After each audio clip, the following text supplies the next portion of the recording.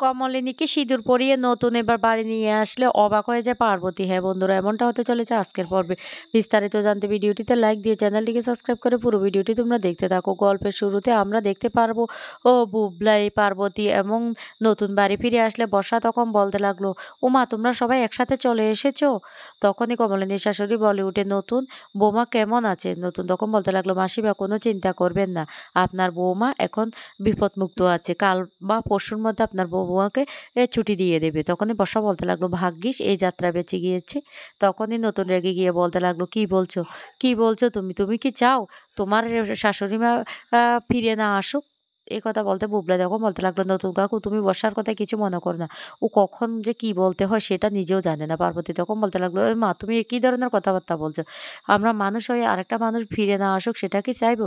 নতুন তখন বলতে লাগলো, যাকে উদ্দেশ্য করে কথাটা বলছে সে ভালো করে বুঝতে পেরেছে। এদিকে মিঠি কে বলতে লাগলো কমলিনী, যে, "যা বাড়ি যা।" তখনই মিঠি বলতে লাগলো, "মা আমাদের কি কোনো বাড়ি আছে যে আমরা বাড়ি ফিরে যাব?" কমলিনী তখন বলতে লাগলো, "কেন মামার বাড়ি যেতে নেই?" মিঠি তখন বলতে লাগলো, "না আমিও মামার বাড়ি গিয়ে থাকবো না। আমি আর পিসিমণি হাসপাতালে একটা রুম নিয়ে নিয়েছি। তুমি সুস্থ না হওয়া পর্যন্ত আমরা এখানে থাকবো। তারপর আমরা অন্য কোথাও যাবো। তারপরও আমরা মামার বাড়ি যাব না।" করছি তখন বলতে লাগলো, "বৌদি ভাই আমি একটা ঘর দেখেছি। আমাদের স্কুলের যে শিক্ষক আছে তাদের বাড়ির দোতলাটা। আর সেখানে আমি থাকবো। আর মাসিকে তো নিয়ে আসতে হবে। ওরা খুব বাড়িতে কান্নাকাটি করছে।" মিঠি তখন বলতে লাগলো, "পিসিমণি তাহলে আমি কোথায় যাব?" তখন বলতে লাগলো, "মিঠি তোর যদি ইচ্ছে হয় তুই দাদু বাড়িতে যাবি। না হলে আমরা সবাই একসাথে থাকবো। বৌদিভাই সুস্থ হলে বৌদিভাইকেও নিয়ে যাবো।" তখনই মিঠি বলতে লাগলো, "মা তুমি সুস্থ হলে তুমি কোথায় যাবে?" কমলিনী তখন বলতে লাগলো, "তোর দাদু দিদা তো চাইছে ওদের কাছে গিয়ে কয়টা দিন থাকি। আমি না হয় সেখানে যাব।" মিঠি তখন বলতে লাগলো, "জানো মা আমি নতুন কাকুকে কোনোদিন ক্ষমা করতে পারবো না। ওই মানুষটা না আমার একদম সহ্য হচ্ছে না।" কমলিনী তখন বলতে লাগলো, "মিঠি এ ধরনের কথা বলতে নেই। ওই লোকটা আমাদের পরিবারের জন্য যা করেছে তার কোনো তুলনা হয় না। যে সময় আমাদের পরিবারটা পুরোটা ভেসে যাচ্ছিল তখন যদি উনি শক্ত হাতে আমাদের পরিবারটা না ধরতো, আজকে তোরা কোথায় ভেসে যেতি?" তখন এই কথা বলার সাথে, সাথে মিঠি বলতে লাগলো, "তারপরেও আমার নতুন কাকুকে একদম সহ্য হচ্ছে না। আর দেখো হাসপাতালে পার্বতী আন্টিকে নিয়ে এসে কিভাবে আধিক্যতা করছে।"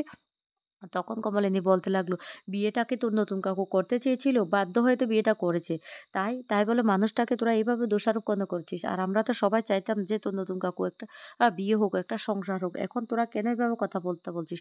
দুঃসময়ে তোর বাবাও তো তোদের হাতটা ছেড়ে চলে গিয়েছিল। নতুন কাকুই তো তোদের হাতটা শক্ত করে ধরেছিল। আজকে তোদের এই পর্যন্ত আসার পিছনে তোর নতুন কাকুরই অবদান। তাই আমি চাই বিপদে আপদে সবসময় তোরা নতুন কাকুর পাশে থাকবি। তোরা এভাবে কথা বলছিস কেন?"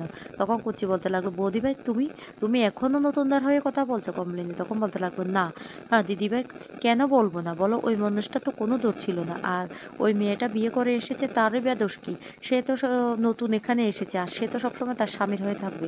এই কথা বলতে মিঠি তখন বলতে লাগলো, "না না, পার্বতী আন্টি এমনভাবে কথা বলে না যেন মনে হচ্ছে নতুন কাকুর উপর একমাত্র পার্বতী আন্টিরই অধিকার, আর কারো কোনো অধিকার নেই।" কমলিনী তখন বলতে লাগলো, "এরকম হয়, যেহেতু ও নতুন বিয়ে করে এসেছে তাই তো, সেই জন্য বলছি।" তখনই কুচি বলতে লাগলো, "ও বৌদিভাই তুমি কি আমাকে সান্ত্বনা দেওয়ার জন্য এই কথাগুলো বলছো না সত্যি বলছো?" তখনই বলতে লাগলো, "আমি সত্যি বলছি। আমার সব কিছু তো শেষ হয়ে গেছে। আমার তো নিজের বলতে কিছু নেই। আমি তো সারা জীবন ঠকে এসেছি। তাই আমি আর আমাকে নিয়ে ভাবি না। ওই মানুষটা যেহেতু একটু সুখের মুখ দেখেছে ওই মানুষটা সুখে থাক। যে মানুষটা সমস্ত কিছু আমাদের জন্য বিলিয়ে দিয়েছে আজকে ওই মানুষটার পাশে দাঁড়ানো আমাদের তো উচিত।" অন্যদিকে দেখা যায় বর্ষার এই কথা শোনার সাথে, সাথে বুবলা তখন বলতে লাগলো, "শোনো বর্ষা, যেখানে এ কথা বলার প্রয়োজন নেই সেখানে কথা না বলাই ভালো।" তখনই বর্ষা বলতে লাগলো, "আচ্ছা নতুন কাকু, ও মামুনি যদি সুস্থ হয় তাহলে মামুনি কি তার বাবার বাড়িতে চলে যাবে?" তখন এই কথা বলতে নতুন বলতে লাগলো, "কেন তার ছেলে মেয়েরা চিন্তা ভাবনা করবে কোথায় নিয়ে যাবে?" বুবলা তখন বলতে লাগলো, "নতুন কাকু তুমি তো জানো আমি একটা ফ্ল্যাট দেখছি, কিন্তু এখনো কথাবার্তা হয়নি। আমি ওখানে সবাইকে নিয়ে যাব।" ঠাম্মি তখন বলতে লাগলো, "তাহলে আমি কোথায় যাব?" নতুন তখন বলতে লাগলো, "মাসিমা তুমি কোনো চিন্তা করো না, তুমি আমাদের বাড়িতে থাকবে।" তখন ঠাম্মি বলতে লাগলো, "বুঝতে পেরেছি, আমি এখন সবার ভার হয়ে গেছি। সবাই আমাকে নিয়ে ঠেলাঠেলি করছে।" বুবলা তখন বলতে লাগলো, "না ঠাম্মি, কেন তুমি এখানে পড়ে থাকবে? আর নতুন কাকু ঠাম্মু যদি এখানে থাকে তাহলে লোকে নানান কথা বলবে। তাহলে ঠাম্মির নাতি আছে না, ঠাম্মির মেয়ে আছে। ঠাম্মি আমাদের সাথে থাকবে। আমি ঠাম্মিকেও নিয়ে যাবো।" বর্ষা তখন বলতে লাগলো, "শুনো রুদ্র, তোমার চাকরিটা হয়েছে সবেমাত্র। আর একটা ফ্ল্যাট নিতে গেলে তোমার কতগুলো ঘর লাগবে তুমি জানো? কতগুলো লোক, মিটির একটা ঘর লাগবে, মামুনের একটা ঘর লাগবে। তুমি সেটা বুঝতে পারছো?" তখন বুবলা প্রচন্ড রেগে যায় বর্ষার উপরে। বর্ষা তখন বলতে লাগলো, "আমি তোমার ভালোর জন্যই বলছি।" আর নতুন কাকু তুমি তো বলছো যে আমি মামুনের খারাপ চাইছি। আরে মামুনের যদি কিছু হয়ে যায় এই পরিবারের দায়িত্বটা কে নেবে? কে নেবে? এখনো মিঠির কিছু হয়নি। একটি চাকরি-বাকরি, বাবিনের বিয়েটাও হয়নি। তাহলে এসব দায়িত্বটা আমাদের ঘাড়ে এসে পড়বে। আর আমরা না চাইলেও সেই দায়িত্বগুলি পালন করতে হবে। এই ধরনের কি ধরনের কথাবার্তা বলছো? তখনই নতুন কাকু বলতে লাগলো, "শুনো মাসিমা, আপনি এই বাড়িতে থাকবেন না। আপনি এই বাড়ি ছেড়ে কোথাও যাবেন না। আর কমলিনীও এই বাড়িতে থাকবে।" পার্বতী তখন বলতে লাগলো, "তুমি এসব কি বলছো?" তখন বলতে লাগলো, "হ্যাঁ।" বুবলা তখন বলতে লাগলো, "না নতুন কাকু, আমার মা এই বাড়িতে কি কাজের লোক হয়ে পড়ে থাকবে? সেটা তো হতে পারে না। আমি একটা ফ্ল্যাট দেখছি, আমার মাকে আমি সেখানে নিয়ে যাব।" তখনই নতুন কাকু বলতে লাগলো, "বুবলাই, আমি যেটা বলি সেটাই করি। তোর মার অধিকার এই বাড়িতে থাকবে।" তখন বর্ষা বলতে লাগলো, "কেন মামুনির নামে কি নতুন কাকু তুমি তোমার বাড়িটা লিখে দিয়েছো?" নতুন কাকু তখন বলতে লাগলো, "সময় হলে সবটা দেখা যাবে।" এদিকে কুর্চি বলতে লাগলো, "ও বৌদি ভাই, বৌদি ভাই, তোমাকে একটা কথা বলে রাখি। তোমার বাবার বাড়িতে তুমি যদি চলে যাও, আমাদের না ভালো লাগবে না। কিন্তু আমি তো বলতে পারছি না আমি ওই বাড়িতে গিয়ে থাকতে পারবো। কারণ তোমাদের বাপের বাড়ির সবাই তো আমাকে কেউ পছন্দই করে না।" তখনই কমলিনীর কথা বলতে লাগলো, "আমি তো জোর গলায় কিছু বলতে পারছি না দিদিভাই।